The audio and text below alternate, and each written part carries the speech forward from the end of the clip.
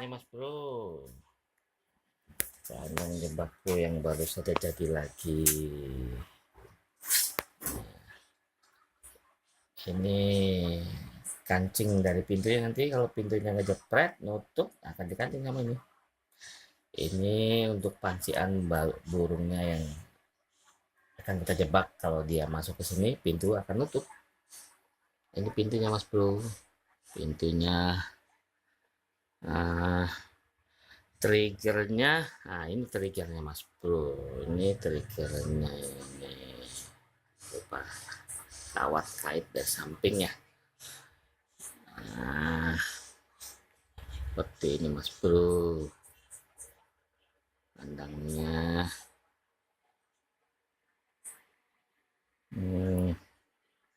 Kandang jebak. Oke, kita mulai Mas Bro, kita coba ya dengan tisu ini, nanti gulung-gulung kita coba. Oke, dia nutup, tidak bisa terkancing sama ini.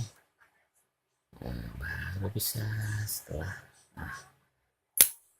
ngancingnya Mas Bro. Oke, sampai stop dulu.